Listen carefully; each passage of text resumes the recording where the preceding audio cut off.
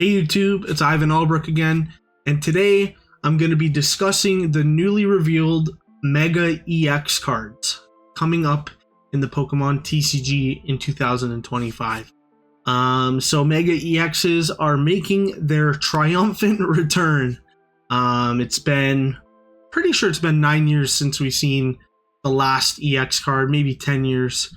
And it's a really interesting change to what they used to be. And I'm going to go through them in this video and give my thoughts and opinions of the cards. So Mega EXs are returning because in the newly revealed Pokemon Legends ZA, it takes place in Kalos, which is where Mega Evolution was born, I guess. And we're going to be seeing, new variants of evolutions and all that kind of thing. So they introduced the Mega EX cards alongside another gameplay trailer of Legend ZA in the most recent Pokemon Presents that came out last week.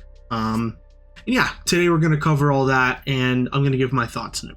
So let's talk about the old Mega EXs. So old Megas were pretty balanced. They're not too overpowered. The power creep was a lot different back then. They were the first Pokemon to consistently be over 200 HP.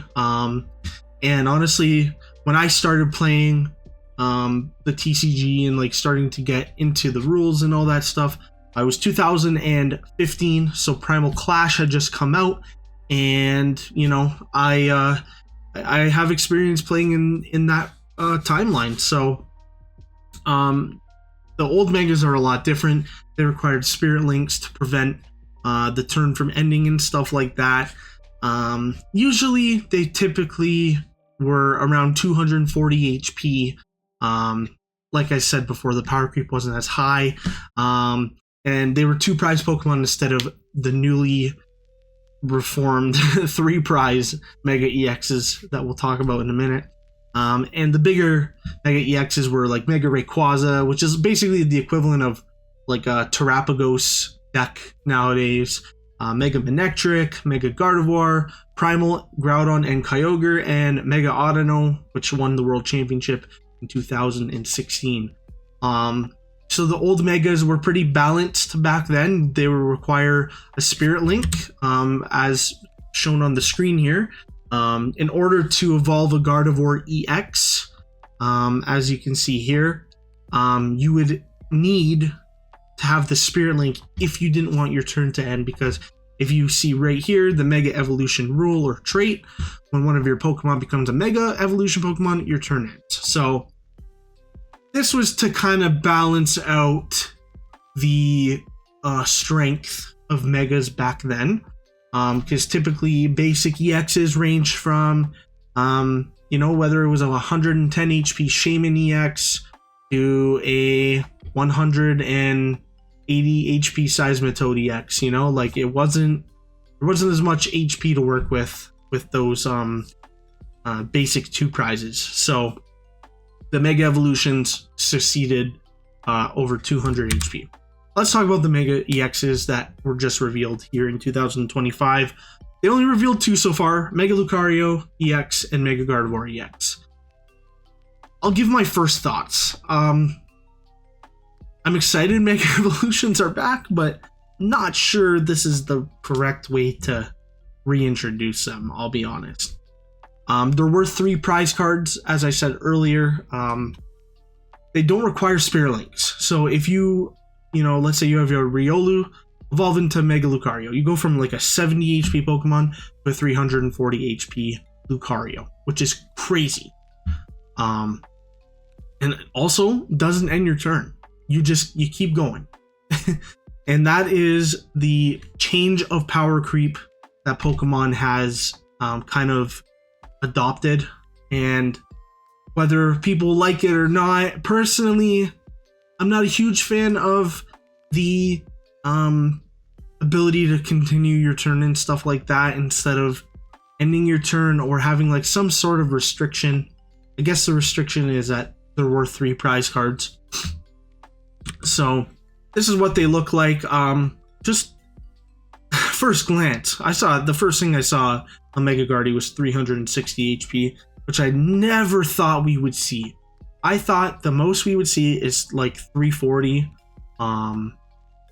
And yeah, 360 on a Mega Gardevoir is great. And it also has a great set of attacks for 1 Psychic Energy. Overflowing Wishes: for each of your bench Pokemon, search your deck for a basic Psychic Energy and attach it to that Pokemon. And shuffle your deck. So that's a crazy first attack. You can literally just attach 5 energies to your bench Pokemon like it's nothing. And then the second attack does 50 damage for each Psychic Energy attached to all of your Pokemon. That is bonkers, because you need an energy on Mega Guardy, and then if you attach 5 with the first attack, that's 6 energies. That's 300 damage. Just the next turn, 300. Maybe they're using that to balance it out, but if you pair it with the regular Gardevoir EX, Mega Symphonia can be doing a ton of damage. And that's something I'm not really too excited for. Obviously, with the rotation, we're going to lose the Refinement Kirlia and the Teleportation Burst, Ralts and stuff like that. But still, not too exciting to see this powerful of a card. And Mega Lucario EX seems a little worse, but there's another item revealed. I can't remember the name of it, but it's basically like a power tablet from the fusion deck, like with Mew and Genesect and stuff like that. Your fusion Pokemon do an additional 30 damage to your opponent's active Pokemon before weakness and resistance, which is absolutely insane. Turn 2 Mega Brave for a ton of damage. That's bonkers to me. It really is. So, as you can tell, I'm not like too impressed by these. Like, I think, you know, I'm kind of skeptical of it all, like, to be personally honest. It's a really weird way to reintroduce these. So the pros and cons, it's a new way to introduce the Mega EXs, and I think, you know, if they were gonna do it in a way that didn't seem too powerful, they would have kept the Mega Evolution rule, where if you Mega Evolve, it ends a turn. Thought that would have been better, but they're reintroducing the 3 prize mechanic, which to some people think it's a good thing and stuff like that. I never played a ton during the 3 prize era of Pokemon. I got back into the game around Evolving Skies. So, you know, I still was able to play with like some of the tag team Pokemon, like Pikachu and Zekrom and Reshizard and all that. And yeah, the weakness now matters a lot. I think weakness is a huge detriment to the power of a lot of cards, especially the Megas. As you can see, Guardy, if we go back, is weak to Dark. So decks like Charizard EX and Roaring Moon, if they still exist by the time this deck comes out, they will have a cakewalk with that deck. And the cons, like I said, I think 3 prize cards is just a little too much. I really think during this current format of Prismatic Evolutions going into Journey together, I think the format is solidified, it's balanced, everything's good. I have no complaints about this format. I think this format is a very well balanced format. I just think a lot of people are getting tired of like this Terra mechanic. It's not that unique personally, but still. And another thing, 340 HP on a stage 1. Like, you're telling me Lucario, you can go from 70 HP to 340 just like that? That is unbelievable. I mean, I don't know. That's just crazy to me. The cons, I think there's like a shorter games, which means I feel like it's less skill intensive. Obviously the power creep is going back up because cards are getting stronger, so obviously, you know, it's easier to take advantage of the strength of the card or the strength of cards that synergize with each other.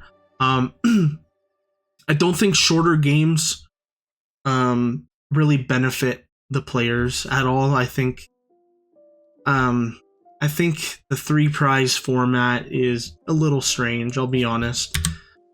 So my overall opinion, seeing Megas is cool because I think Megas is the coolest gimmick out of them all, between like Z moves, Megas, Gigantamax, all that stuff.